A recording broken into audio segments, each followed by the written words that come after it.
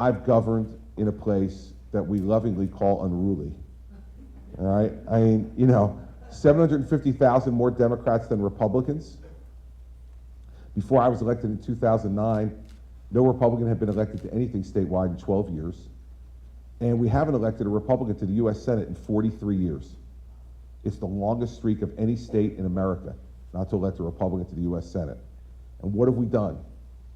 I beat an incumbent in 2009, an incumbent Democratic governor, the former CEO of Goldman Sachs, John Corzine, who outspent me in that race $33 million to $11 million in a Democrat state, and we beat him by 4.5 points. And then they said, well, he's just going to be a one-termer. It's just because we didn't like Corzine. It's not because we like him. And so we'll put up with him for 4 years, but then we'll get rid of him and get a Democrat back. Well, what happened in 4 years? We governed as a pro-life, pro-budget cutting, anti-tax, pro-teacher tenure reform, conservative. And what happened in New Jersey, in a Democrat state? I got 61% of the vote for re-election. Won 51% of the Hispanic vote, 22% of the African-American vote. And against a female opponent, got 57% of the female vote. The other thing that the speaker said in his introduction was that we need to beat Hillary Clinton. We better put someone on that stage that's not going to look like a deer in the headlights. Because when she starts throwing the mud, you better have been through a rodeo or two before. Because if you haven't, it's going to get hairy. Well, I've been in New Jersey, in the New York media market, in the most liberal, aggressive media market in America. I have been through it for the last 13 years. 7 years as the federal prosecutor in New Jersey as a Republican, and 6 years as the governor. They've been after me for 13 years. And here I stand. So whatever Hillary Clinton throws at me next fall, I'm ready. Because we cannot afford to let her win this race. We cannot afford to let Hillary Clinton win the presidency. So I'm going to take your questions, find out what's on your mind. There's only one rule in my Iowa town hall meetings, and that is that you raise your hand and I call on you and you ask a question. In New Jersey, by the way, I've done 134 town hall meetings as governor. We have 4 rules in New Jersey. That'll tell you everything you need to know about the difference between New Jersey and Iowa. I need 4 rules to keep things under control in New Jersey. Only 1 rule in Iowa. I thank you for that very much. I also want to take a moment on this Sunday morning to introduce you to my partner and my wife for now nearly 30 years. We'll be married 30 years in March. She has been campaigning with me all over the country and, is my best friend. I want to introduce my wife, Mary Pat.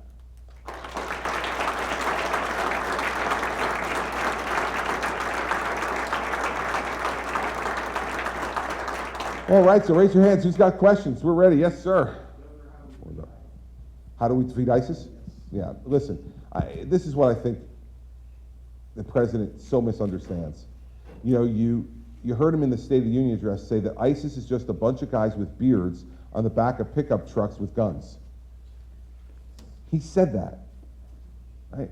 I mean, I was sitting in a hotel room watching that speech thinking to myself, I cannot believe the President of the United States just said that.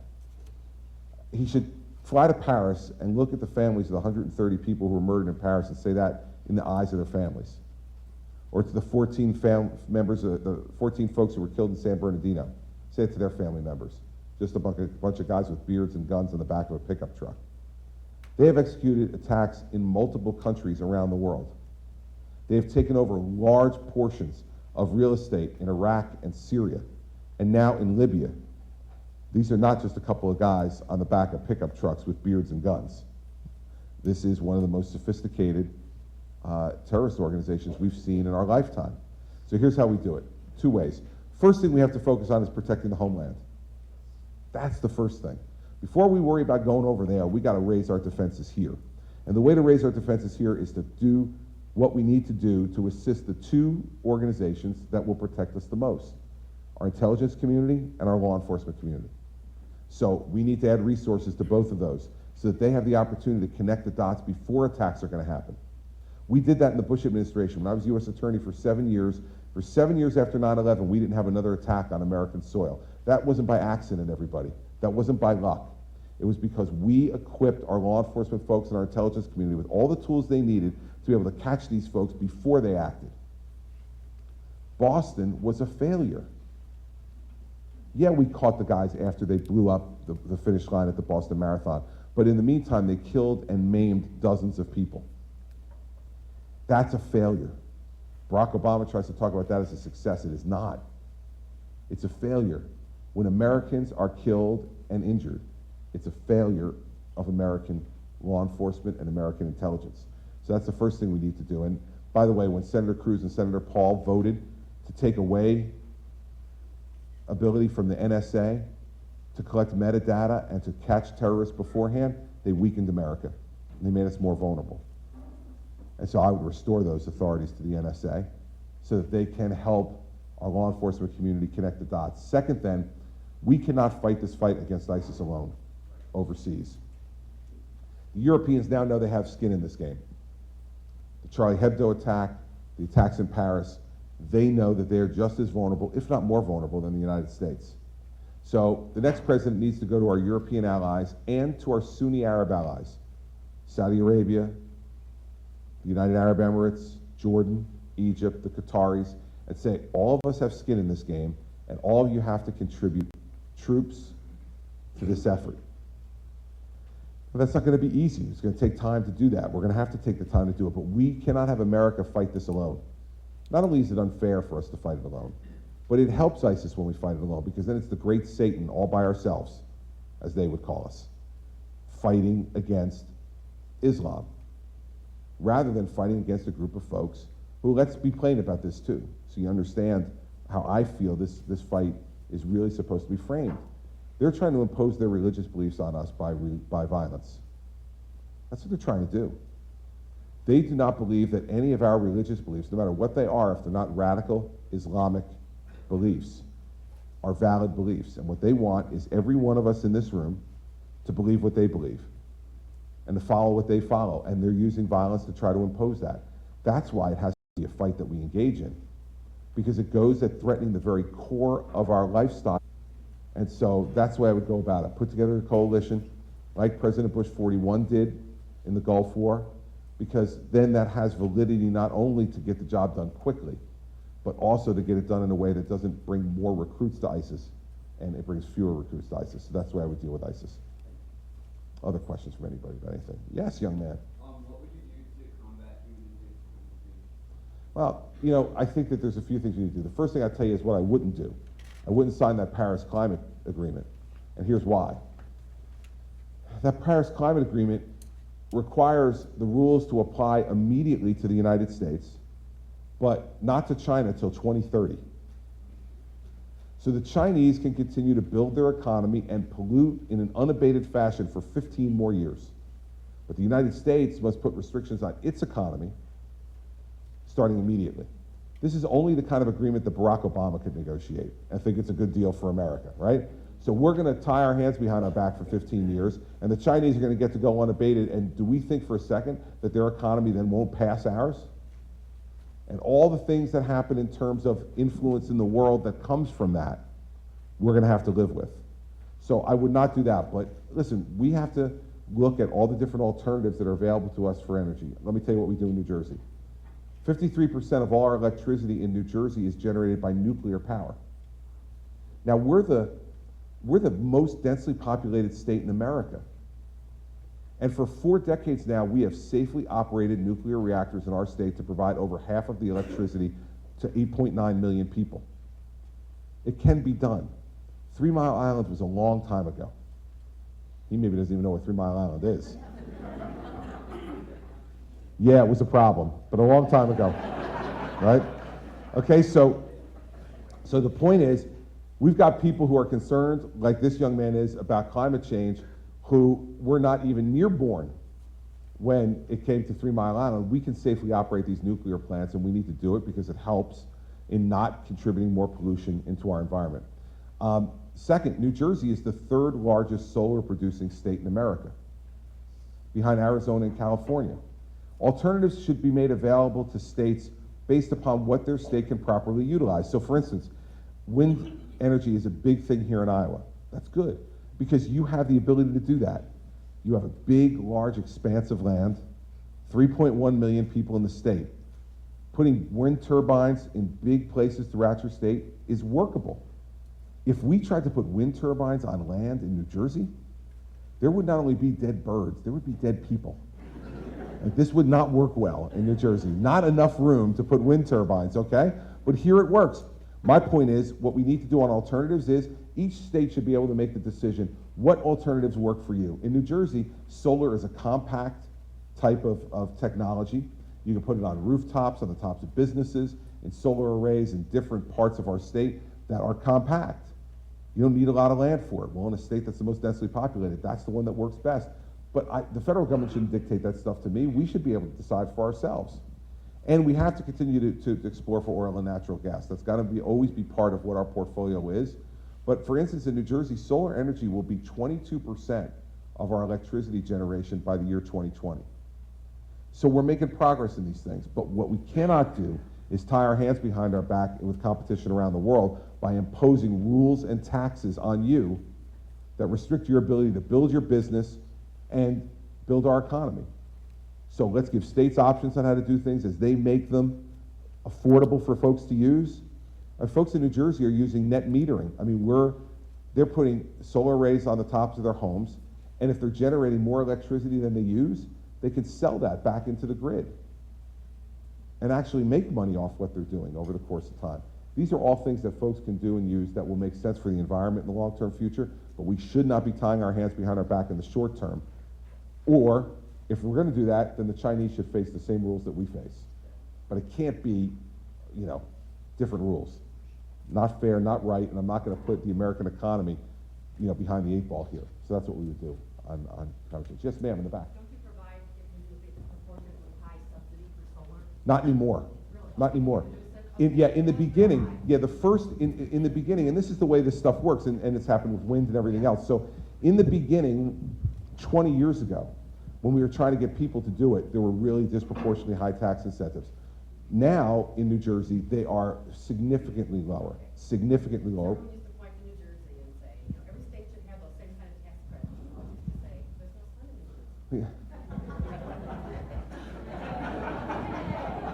Jersey. You're looking at New Jersey's sunshine. What are you talking about? Come on, what are you talking about? Here's the thing. We started off that way, as every one of these new technologies starts off with, but here's the good news, is that we induced a lot of people with those tax incentives in the beginning in the private sector to get involved. Now they have an investment and a stake in it, so they want to continue it, and they're doing it without the incentives at nearly those levels anymore now. The incentives much more now towards the individual owner, and a lot of that is also coming from net metering as well. And so in the beginning, 20 years ago when Governor Whitman started this in New Jersey, there was significant incentives, but each bill that's been passed since then, including the one I signed, has lowered those incentives because we figured out we didn't need them anymore. People were sufficiently incentivized, and the technology became more and more affordable to use. In the beginning, the technology was much more expensive to get installed and used. Now it's much less expensive. Yes, sir. It seems like this is the most contentious Republican primary I've heard in my life. And, abated or encouraged by the media, especially the debate, and especially with the leaders of the election so far. How do we overcome that once either you or someone else is nominated? How do we make it better and win?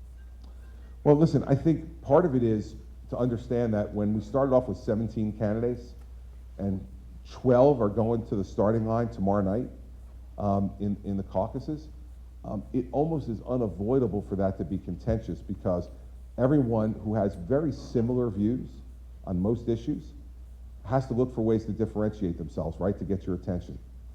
And so that makes it even more contentious. And you've got a liberal media that will do everything they can to get us to go after each other, right? And I think you saw the other night in the debate, they gave me 2 or 3 openings to go after people, and I didn't. Part of it is some self-restraint, and that self-restraint comes from experience, right? So who are the people who are not restrained? Okay, right? Okay, so Donald Trump, who has never run in a political race in his life and doesn't really, I think, understand the ramifications of his conduct, is unrestrained. Ted Cruz has been unrestrained in attacking folks. Marco Rubio has been unrestrained in attacking folks. The only person with a lot of experience who's been doing a lot of attacking is Jeb Bush. And I think the reason Jeb's doing that is because he's losing. And he's just looking for some way to get people's attention. But if you look at the rest of us, whether it's me or whether it's Governor Kasich or whether it's Governor Huckabee or Senator Paul, I think we've all been fairly restrained. So part of this is going to be rewarding those people who are not participating in that conduct. Right? Voters, you know, it makes me laugh all the time. I can't tell you how many times, I never hear a voter who comes up to me and says, I love negative campaigns. Man, I love when you people tear each other from limb to limb because it is entertaining and I love it. Everyone always comes up to me and says, I hate these negative campaigns, they're terrible. And then people run a negative campaign and then you vote for them. I think to myself, what are you people doing? Are you not telling me the truth or can you not help yourself? I mean, I think it's often a lot easier to believe bad information about people than it is to believe good, right? So what's the challenge for the nominee? Listen, that's why I've continued to try to say that this race is about Hillary Clinton and not about any of the people up on the stage. Any of those people up on the stage would be a heck of a lot better than Hillary Clinton as President of the United States. And so we got to continue to focus on that. And I think once we get down to a nominee, we'll be able to put the party back together. I don't, because I think, here's the difference. 8 years ago, we were coming off 8 years of a Republican presidency. We forgot what it was like to have a Democratic president, right? And so go ahead, we elect Barack Obama, and then we remember. 4 years later, Mitt Romney was our nominee, and I think that everybody thought that from a Republican perspective, that Barack Obama was so bad, there's no way he could win again. I can't tell you how many people, because I campaigned in 26 states for Mitt Romney, including this one. But I can't tell you how many people came up to me and said, don't worry about it, Governor, this guy's so bad, there's no way that people will reelect him.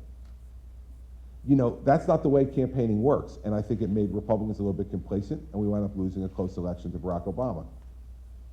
I think this time none of us are fooled. Like, we know how big the stakes are here. So even though we'll have some disagreements going forward, I think most Republicans will say to themselves, all right, whoever the nominee is, if it wasn't their person, I'd say, okay, it wasn't my guy, but man, we can't afford to have Hillary Clinton be president of the United States. She is going to be the unifying figure in the Republican Party. And I think that's the incentive we have this time. Remember, she's not nearly as likable as Barack Obama either. Right now, Barack Obama has certain charm to him that obviously the American people went for twice. So this isn't my opinion. I'm just reporting the news. I didn't make it. I'm just reporting it. He obviously had something that people, a majority of people in this country, twice voted for. I don't think she has the same thing. And she's got some other problems too that we'll be happy to discuss at some time that'll make it a lot tougher for her that he never really had. So it always looks bad right now. In a contentious, difficult primary with lots of people, it always looks bad right now. I agree with your concern, but having gone through this a few times, I think the factors are available for us if we nominate the right person to be able to bring our party back together and to get us focused on beating the person that we need to beat. So don't let your heart be troubled. We'll get there, but it's going to take a little time, and you all are going to start the process tomorrow night. Yes, sir. You talk about bringing the party back together. As an independent, tell us how you bring the country back together. Yeah, good question. This is the thing that I have the most experience at in New Jersey because of the statistics that I told you about in the beginning. The Republican Party in New Jersey is the smallest of the three political movements in the state, Republicans, Democrats, and Independents. We have more independents in New Jersey than we have Republicans or Democrats. Democrats outnumber us by 750,000. So when you're a candidate for governor in New Jersey, if you win 100% of the Republicans, you're going to lose, if that's all you do. In New Jersey, you have to win 90 to 95% of the Republicans. You have to win 60% of independents, and then win somewhere between 10 and 15% of Democrats to be able to be elected statewide. So you know that going in. So your entire approach is that you cannot be a hard partisan Republican that gives absolutely no quarter, no attention, and no credit to independents or right-thinking Democrats. So when I won in 2009 and when I won again in 2013, in 2009 I won 61% of independents. In 2013, I won 68% of independents. And in 2013, I won a third of Democrats. So the way you do it and bring the country together is to first listen. There's not nearly enough listening in politics. Not nearly enough. So you have to go to independents, you have to go to Democrats and say, I'm willing to listen. I want to give you a chance to convince me of things that you're thinking about and talking about. We may not agree on everything. In fact, I'm certain we won't. But listening shows people respect. And what people want in the system more than anything else is to have their views respected and heard. They don't expect to win every fight. No one does. The other way we bring the country together is for the president to start pushing Congress to actually do things. Part of what is separating this country is there's no progress in anything. You know, Congress has a 13% approval rating now, which is not surprising to me except in this respect. Who are those 13%? Right? Like, who are the 13% of people in this country who are going, I like that. Give me a little more of that. I love what they're doing right now, right? I mean, who can imagine that? Like, who are these people, right? There must be family members of members of Congress, right? I mean, that's the only explanation I can come up with. We need to unify around certain themes that the American people all believe in. I don't think there's anybody in this country who doesn't believe in a strong American national defense. I don't think there's anybody in this country, or very few people, who don't believe in a strong American role in the world. Because we see right now, when we don't have a strong American role in the world, what the world looks like. I don't think there's anybody that believes that the economy, which last quarter grew at 0.7%, is growing in a fashion that is going to make us remain the greatest economic power in the world. So let's talk about those issues. Because independents, Republicans, and Democrats will agree on a lot of those things. Not all of them. You know, Bernie Sanders is a socialist. He's not going to agree with most of us on anything. Just isn't. He's going to believe that what he said, everyone should get their health care paid for. Everyone should get their college paid for. Like, but he didn't say who's going to pay for it. It's going to be you. Right? So we are, some people are outside the mainstream on both sides, but we need to talk to the folks that are in the broad middle of this country about growing our economy, strengthening our national defense, and making education affordable, not free, affordable in this country. Those are things we can all unite on. But the biggest and best thing that unites a country is when they feel like they have a president and a Congress that are actually working together and accomplishing things, even if they don't agree with everything they're accomplishing. Right now, the frustration and the anger and what's dividing our country is that everybody thinks that nothing is getting done and that America's moving backwards. So we need a successful presidency. We need a successful presidency to bring us together. And I have had experience over the last 6 years in bringing a very disparate group of people together to accomplish things. It's not easy. It takes a lot of time and a lot of effort and a lot of listening and a lot of hand-holding and all that stuff. But guess what? I'm volunteering for this job, so I can't complain about it. That's what I need to do, and that's the way we'll get it done. And it's a lot of hard work, but it's worth it in the end. All right, this gentleman right here. I love your hat, by the way. See this guy's hat? 1/2017, Obama's last day. I like this guy's hat. First question is, are you even going to control the EPA? Second question is, Keystone Pipeline. Because I farm, we've got a farm where there's 3 pipelines running across it, and I do not know how old they are. We've never had a problem on them. And you can't tell me a pipeline going in today with the technology we have, it's not safer than 3 pipelines running across my farm that could be 100 years old. Yep. And they're still used. Yep. Well, let me answer the last question first and the next one. I would absolutely build the Keystone Pipeline. It makes no sense. It creates American jobs. And how about this? The Canadians want to send us oil, 100% of which we'll refine, which creates jobs for America, and 85% of which will be used in the United States. Only 15% will be exported. And the president's own State Department said it would have no environmental impact on the country. This is all politics, everybody. It's all Barack Obama's liberal, environmental, radical policies.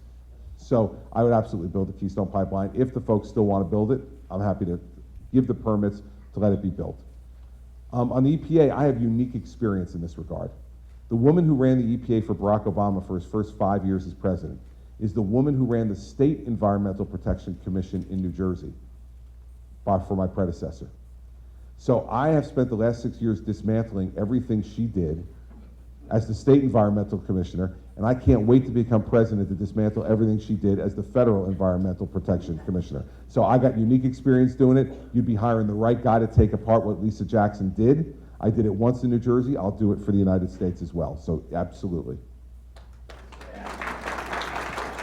Sure. Wanted to touch a little bit more on the negative campaigning. What I've observed is that most of the negative campaigning is being done by these super PACs. Right. And there's no truth detector associated with it. Most of it is greatly exaggerated, if not outright lies. What can be done about that, about getting truth into the advertising? I think it means you have to make the candidates accountable. And right now, the law prevents us from being accountable for what goes on in the super PACs. They say affirmatively, we cannot speak to the super PACs, we can't coordinate message, we can't approve message with the super PACs. This is the craziness of campaign finance reform. Campaign finance reform has given you small presidential campaigns and huge super PACs. Small campaigns that the candidates are responsible for, huge super PACs that are run by independent people who are legally prevented from talking to us. So you see super PAC mail or ads that you think are exaggerated or outright lies, and you come to my town hall meeting and you go, by the way, Governor, this thing that you sent in the mail, I say, oh, hold on, I didn't send that. The super PAC sent it. Well, whatever, it's advocating for you, it's not true. I'm sorry, I can't comment on that. Because if I comment on that, that's coordination with the super PAC, and that's against the law. This is why campaign finance reform is such a bad idea. Here's what I would do. You want accountability in all this? This is the solution. Get rid of all of this campaign finance reform and make it very simple.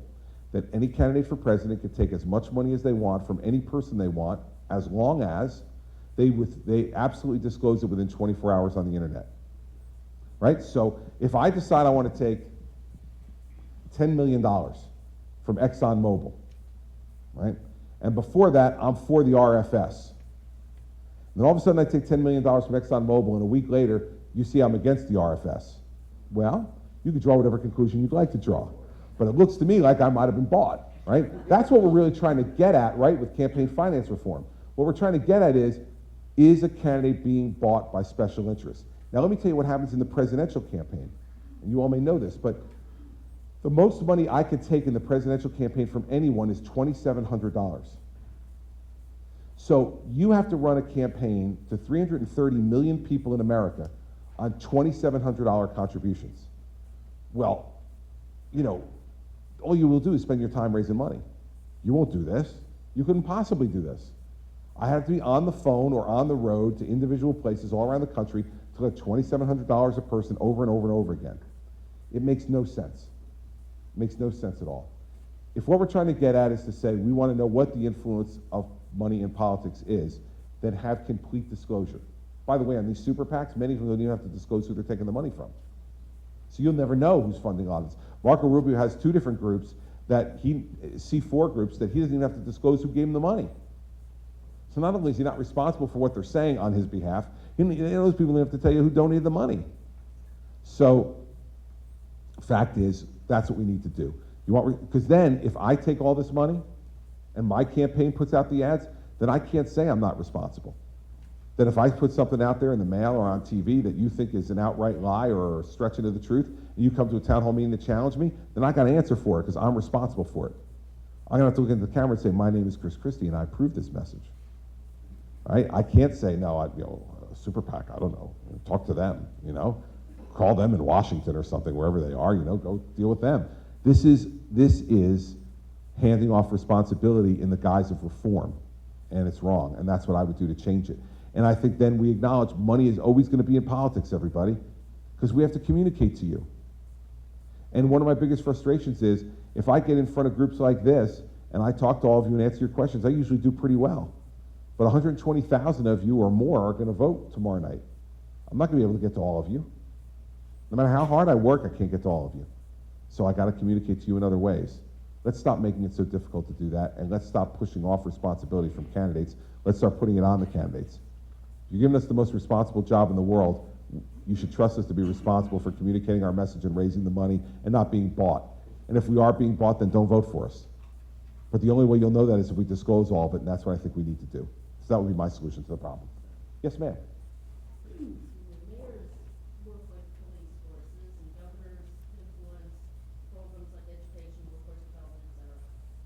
What would a president, Christie, do to dive from a state that has urban centers? Yeah. To help all Americans understand that in particular, young Listen, I have to tell you the truth. I think that large part of what you do is make sure that the law is enforced fairly and equally with everybody. Now, if you look at what's over the Supreme Court of the United States, what's engraved on the building, on the top of it, it says equal justice under the law. I think a lot of the unrest that you see in the cities that you see it in is based upon the fact that people believe, the perception is, that the law is not being enforced equally.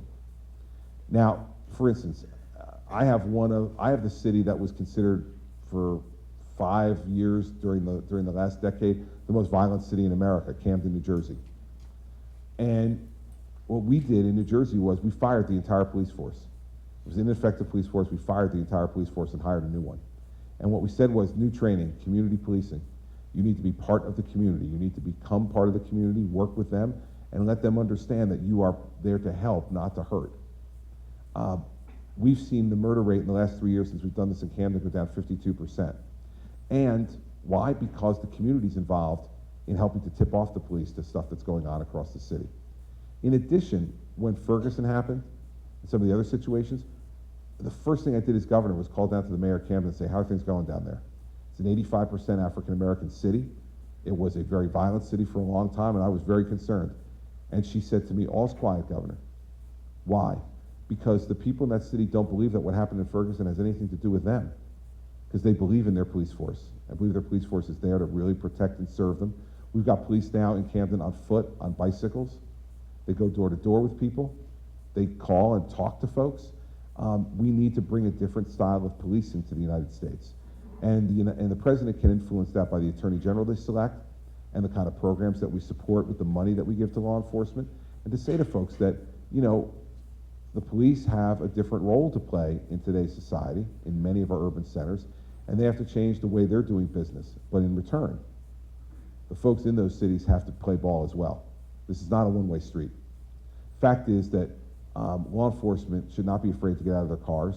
Law enforcement should not be afraid that the people that they're serving and protecting are looking to target them. So it has to be a two-way street. Excuse me, in Camden it has been. And that's what we have to encourage around the entire country, because every life matters. Every life matters. And as someone who spent 7 years of my life in law enforcement, the thing that gives people the most confidence is when they think you're enforcing the law against everybody equally. So for instance, when I was U.S. Attorney, we brought 130 political corruption cases in New Jersey during my 7 years against Republicans and Democrats. And when people saw that we convicted all 130 of them, 130-0, people went, okay, this guy's playing the game the right way. There's no favoritism. There's not more Democrats than Republicans because he's a Republican. There's a relatively equal amount of Republicans and Democrats, and they're all getting convicted. And they said, okay, that means the justice system is working even against the powerful. You can't imagine when you bring political corruption prosecutions and you win them, how much that empowers people who are poor and feel as if the system isn't working for them. Because when they see a powerful mayor go to jail, they say to themselves, the system's working. Because just because he's powerful or she's powerful doesn't mean they can avoid being held accountable for their conduct. All those things contribute to it. That's why I say equal justice under the law is really important, not only as you specifically relate it to how police in their communities, but how we're enforcing the law generally. If they think the rich and the powerful are getting away with things and the poor and unpowerful are not, then they get angry too. The folks who are poor and less powerful get angry, and rightfully so. So I think that's the way you approach that problem. I think if you do, you're going to get a lot more confidence in the law enforcement system in our country and a lot more peace. And that's what we need to shoot for. Yes, ma'am.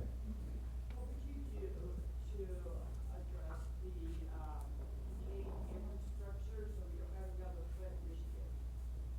Yeah, I mean, the problem's not only in Flint, Michigan now, it's apparently in Sebring, Ohio as well. And there's problems with lead in the water apparently in Ohio now as well.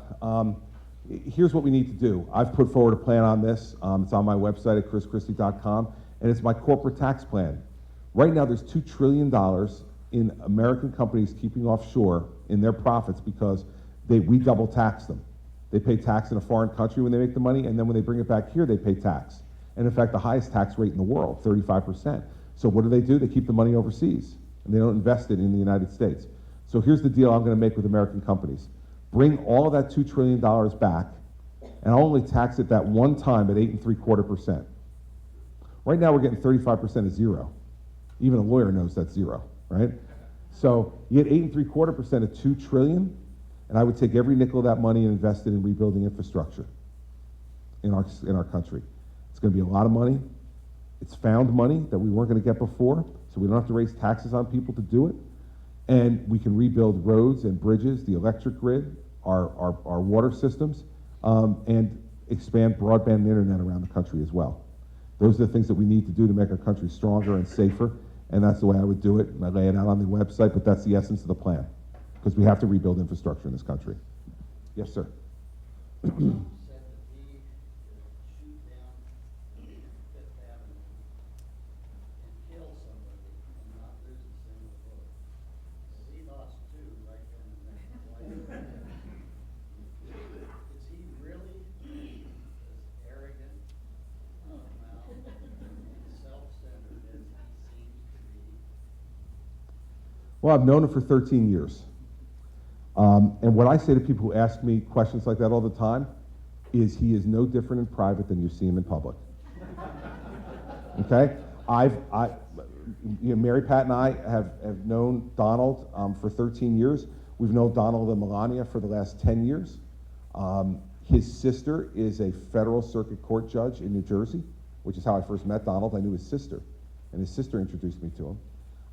But people say to me all the time, well, he must be different in private. He's not. Exactly what you see in public is exactly what you see in private. Mary Pat and I went out, I guess the last time we went out to dinner with Donald and Melania was back in the fall of 2014. And after we got done with dinner, Mary Pat got in the car with me as we had to go home, and she said to me, I'm exhausted. I'm exhausted. I'm exhausted from just listening, right? So what you see is what you get. And so if anybody thinks that somehow if he becomes president of the United States, he's going to speak differently or act differently, there is nothing in my experience with him which would lead me to believe that. And so you all on Monday night, I mean, listen, here's what I've said all along to people as like someone who's been in this business for a long time. It is almost impossible for me to believe that Iowans are going to give Donald Trump the Iowa caucus. I see the polls, I know, I'm seeing all, I just have an impossible time believing. After spending 6 years on and off out here with you folks, working for Governor Branstad, working for Senator Grassley, working for Congressman King. I mean, I've been out here, I've raised money for Congressman King the last 3 cycles. He's invited me to come out here and do that and help him. I've been out here for Governor Branstad the last 2 cycles, for Senator Grassley. I've gotten to know Iowans fairly well. If you think you're getting something different than what you see, you're not going to. If you think somehow, oh, well, this is just an act, this is like The Apprentice, but when he becomes president, he'll actually act differently. I'm just telling you, I'm not putting a value judgment on it. You all make your own judgment. But I can tell you from our experience, what you see is what you get, and what you will get. I can't imagine that man as president of the United States with all the outrageous statements that he comes up with. Yeah, you're feeling my pain right now. The immigration and the border situation and all that, which really needs to be addressed. But when he just has these outrageous statements, I can't imagine him to be our president. Thank you. There's no answer to that, man. I'm just gonna leave that baby sitting out there. Yes, ma'am. I had a conversation with you, I think it was a week ago, were you here a week ago? Yeah. Okay, about mental health. Right. And I have been asking other candidates the same thing I asked you. I've gotten a response from one of those candidates, from their staff, and that's you. And I just think you need to be commended and commend your staff for doing what was important to me, doing what you said you would do. Well, listen, I thank you for that. And what I want to tell you is, it's what I was saying at the beginning. Like when you're a governor, if someone approaches you with a question or a concern, they write you a letter, they send you an email, like you expect to get a response from me, right? I mean, you're right. Every month since I was elected governor, starting in December of 2009, and before I was governor, I do a monthly radio show in my state, which is the highest rated radio show, public affairs radio show in the state every month. And it is an hour of people just calling in and asking me questions. And they're everything from like people attacking me if they don't like me, or people like, I didn't get this check from this agency and can you help me? To one, the best one of all this time was, I had a woman call me and she said her son was trying to start his own repair business, you know, kind of home repair business. And in New Jersey, you have to get a license for that. Okay, if you're gonna be a home repair guy, you gotta be licensed. And she said, he sent down his application 2 months ago, and he hasn't gotten a response yet from the licensing agency. He wants to start working, he doesn't want to do the work illegally. He's got jobs that people are offering him, but he doesn't want to take them. And he called down there and found out the person who had his application, and she said, it's in the pile, I'll get to it. So I said, okay, listen, here's what I'd like you to do. Do you have that name of that person and their telephone number? And she said, yes. I said, okay, off the air, I want you to give to my person the name and their telephone number, and I'm gonna call her tomorrow morning. And she said, no, you're not. I said, oh, I definitely am. Right? So the next morning, I get to work, and I dial the phone, and this woman answers the phone. And I said, hi, is this? And I gave her name, and she said, yes, it is. And I said, hi, this is the governor. And she said, no, it's not. And I said, no, it is actually the governor. And she said, this is a friend of mine playing a joke on me. The governor would never call me, and so I'm gonna hang up. And I said, okay, listen, before you hang up, I want you to do something to help save your job. And she said, what's that? And I said, I want you to take down this number. I said, 609-777-2477. That's my direct dial number in the governor's office. You hang up the phone on me, call back that number, and I will answer it myself. Real quiet on the other end of the phone then. And she said, okay, and she hung up, and she dialed the number back. And I let my secretary answer it so that she would hear someone say governor's office. She said, Governor Christie's office, and the woman said, oh my God. I said, hold on for the governor, please. Is this, yes, it is. And I said, you actually have the application of this young man, I gave his name. I said, and he called you, he's been sitting there for 2 months, and he called you, and you told him it's in the pile, you'll get to it? I said, that's completely unacceptable. I said, and I want his application done today. You understand? And she said, yes, Governor. And I said, thank you very much. So I didn't make any more phone calls. Like, I said, okay, this is gonna be done. 2 weeks later, I get a phone call from the mother. And I get on the phone with her, and she said to me, Governor, I can't tell you how much I appreciate what you did. My son got his license, and he's working, and it really is gonna make a huge difference in his life, and he's so happy. And I said, well, this is my job. I'm sorry that it took this long, and sorry you had to call me on the radio show to get it done, but yeah, I think that woman learned a lesson. She goes, well, I don't think she exactly learned the lesson you think. And I said, oh, really, why? She said, well, she called my son. Right after you must have called her, she called my son. And she said to him, hi, I'm from the licensing, and yes, and she said, hey, listen, you can come down today to pick up your license. She said, this would have been a lot easier if you told me you knew the governor right from the beginning.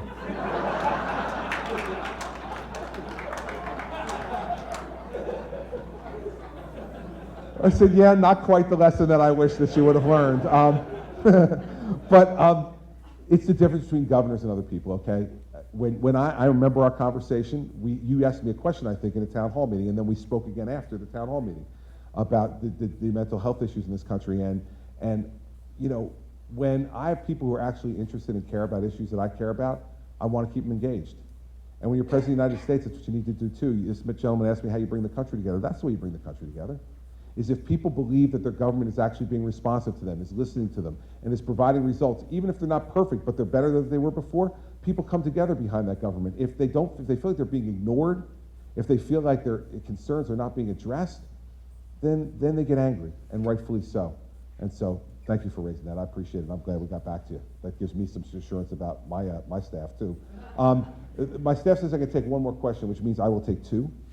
And the reason I will is because I want to remind them that I'm still the boss. You know, you think that's funny, but let me tell you, you know what it's like to run for president? Here's what it's like to run for president. You're surrounded every day by people, all of whom are younger than you, and they tell you where to go and what to do every minute of the day. This right here, when I'm in this circle, is the only place where I'm safe from the tyranny of the young.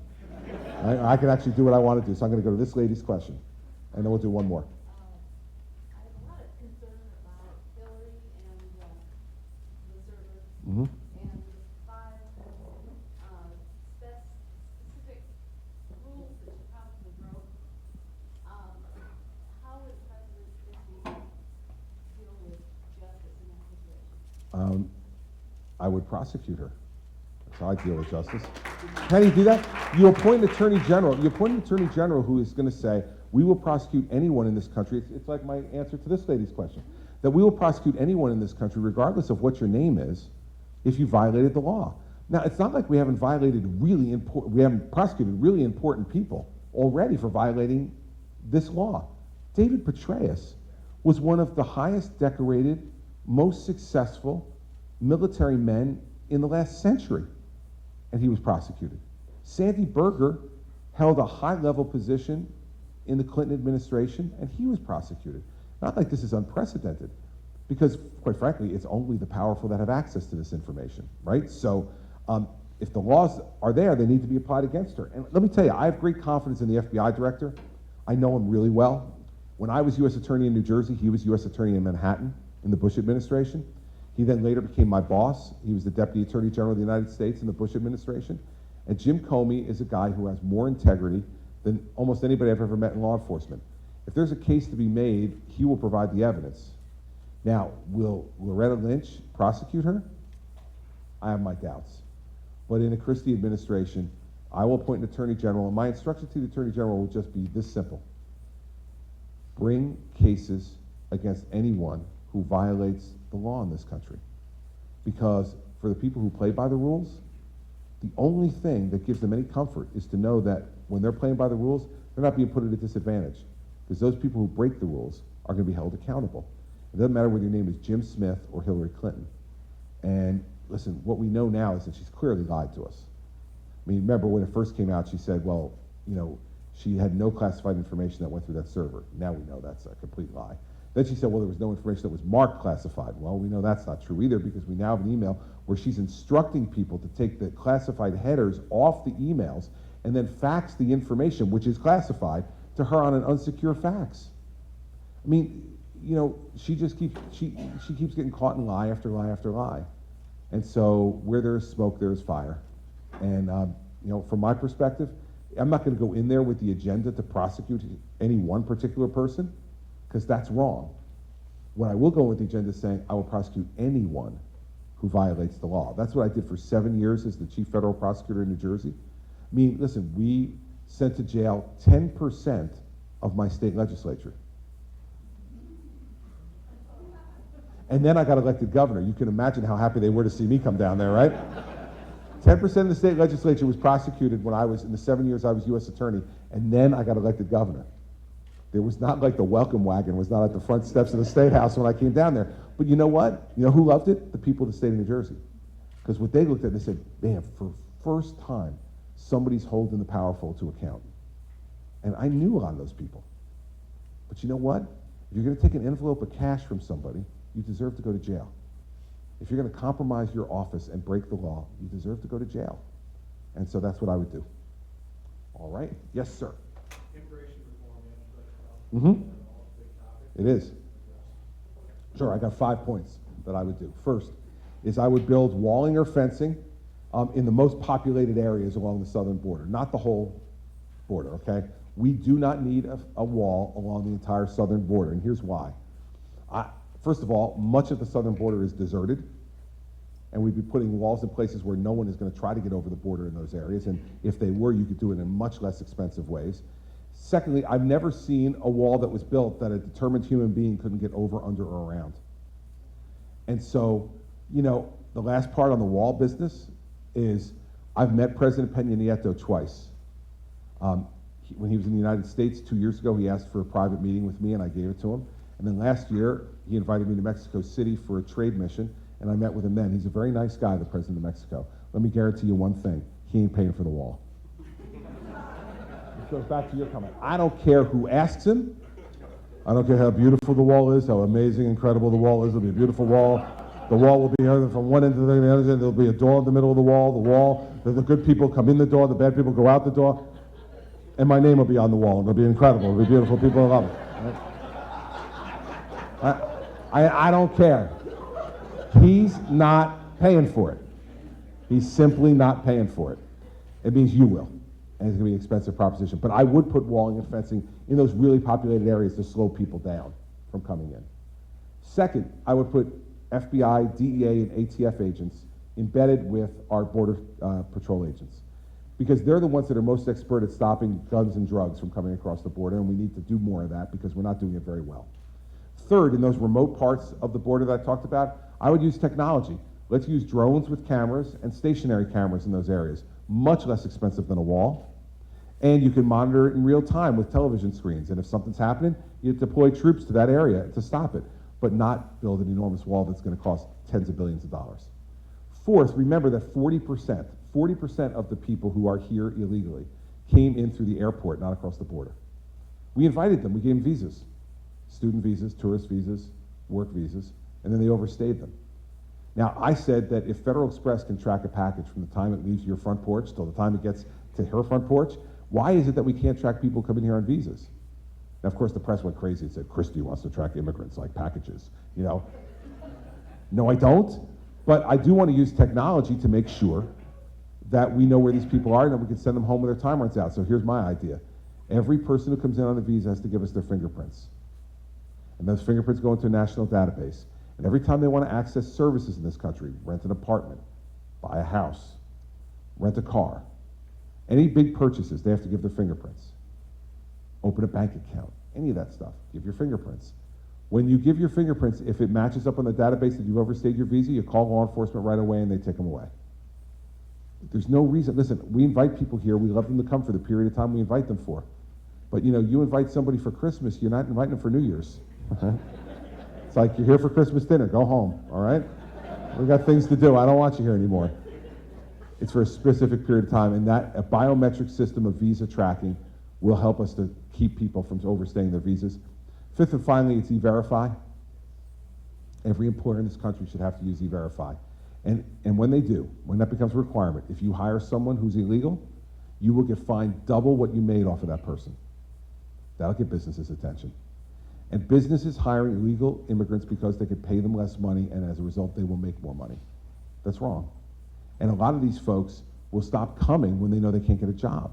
They only come because they know they can get a job here, can't get a job at home. If we can't get a job here, you're not coming. They're not coming here to vote. They're coming here to work. And those are the 5 things I would do. I think that would really get our borders under control. And here's the difference between me and some of these other guys. This is all achievable stuff. And not overly expensive. Here's the last thing to remember, okay? We're not deporting 11 million people in 2 years. All right, that's the other thing our friend Donald says. He's going to deport, and then he's going to let the good ones back in. And how you're going to determine which are the good ones and which are the bad ones is going to be very fascinating. It's a fascinating process. But I want you to understand something. For any of you who are considering voting for Mr. Trump, 11 million people deported in 2 years. I want you to understand what that means. That's 15,000 people a day, every day, for 2 years. 15,000 people. Now, just so you understand how many arrests we make in the United States a day, on average we make 27,000 arrests in the United States at every level of government a day. 27,000 arrests. That means we're going to increase the number of arrests in this country over 50% overnight. Who's going to do it? How many more police officers and agents are you hiring to do that? Then, where are you going to put all these people? Because they're not going to just go, okay, let me walk home, right? What are you going to do with them? Where are you going to hold them? Then once you determine they're leaving, how are you sending them? They're not all from Mexico, everybody. So, what are we getting, buses? The happiest people in the world on this planet are the bus manufacturing companies. We'll need more buses than we ever knew in our lives. And by the way, that won't deal with it. Some of them can't be bused home. They got to be flown home. How are we going to do this? And all he says is, we're going to do it. I'm going to get it done because I make deals, and I get deals done, and I do deals, and I'm doing deals. And I will make the best deals that anybody ever made with deals, right? I mean, try standing up on that stage and listening to that. Right? Okay, and then watching the Des Moines Register poll come out last night and say that 28% of the people in Iowa who tend to go to the caucuses are going to vote for Donald Trump. Okay. But I tell anybody who's going to vote for Trump, just ask how. How? Everything he says, ask how. How about entitlement reform? Now, I have a detailed 12-point entitlement reform plan that'll save over $1 trillion. I'm the only person in the race that has dealt with entitlement reform, the only one. You may remember, I think it was the Reagan Library debate.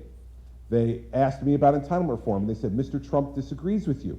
He thinks nothing needs to be done with entitlements. So they go to Donald. They say, how will you fix entitlements? He goes, because when I'm president, everyone is going to get so incredibly rich and wealthy that we won't need to worry about Social Security. That was his answer. What am I supposed to say? Okay.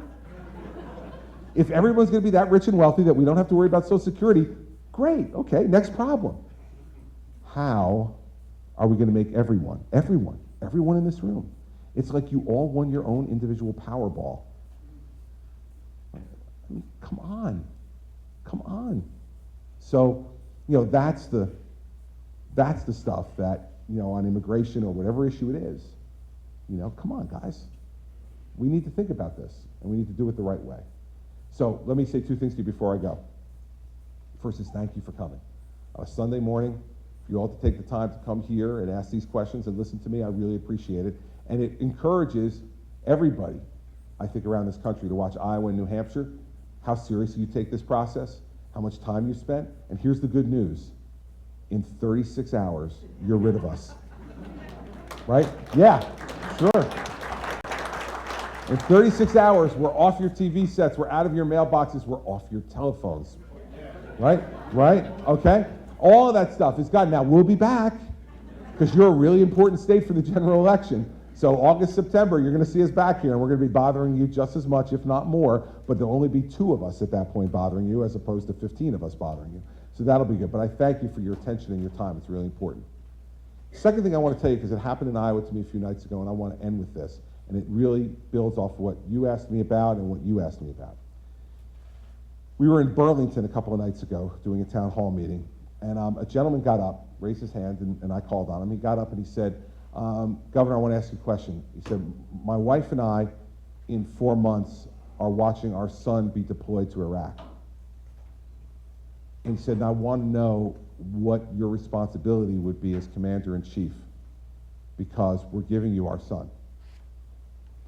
And after listening to him, I turned and looked to his right. I've been very focused on him. I hadn't looked around him.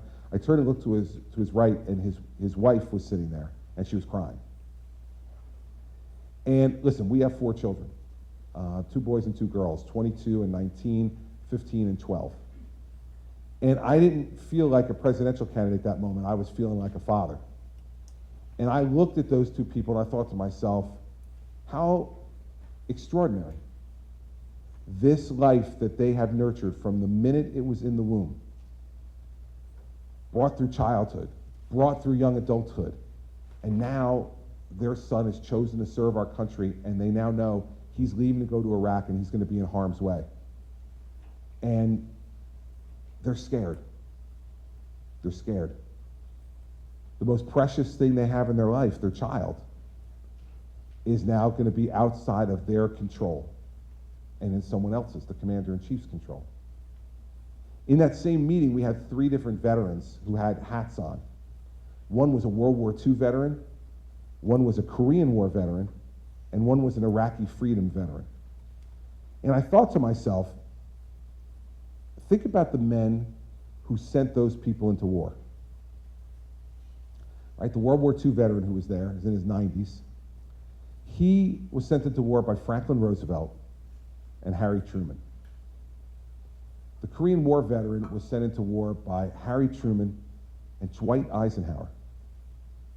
And the Iraqi freedom veteran was sent into war by George W. Bush.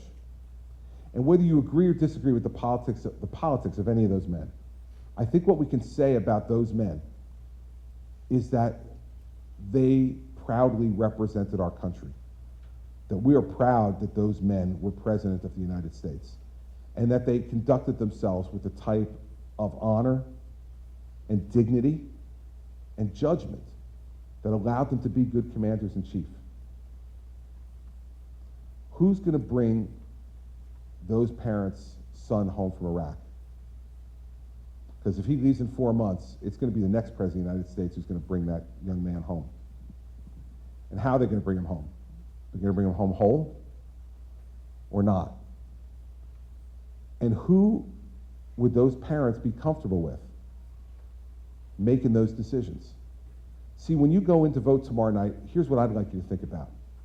I'd like you to actually imagine that those parents are with you on either side of you tomorrow night. And that when you go to mark your ballot, that you not only have to mark your ballot, but you have to look those parents in the eye. And you need to say to them, I believe that fill in the blank, whoever you vote for, is the best person to take care of your son and be his commander-in-chief. If you had to do that, because that's what you're doing, by the way, whether you think about it that way or not, that's what you're doing. If you had to do that, would some of those people who are actually being talked about as President of the United States, could you actually look them in the eye and say that to them? Could you look them in the eye and put some of those names in that sentence and say, I believe that that person is the best person to be your son's commander-in-chief. You should feel comfortable that that person has your son's life in his hands. I think we forget sometimes how serious this is because this campaign has been so entertaining. And lots of laughs, and lots of crazy, ridiculous things being said. And we've all been entertained at times. But we're not electing an entertainer-in-chief, everybody. We're electing commander-in-chief. And we made a mistake 7 years ago, and we've been paying for 7 years for that mistake. We cannot afford to make another one. And so, you know, when you make that decision tomorrow night, who's the person you could look at that mother and father and say, your son will be okay.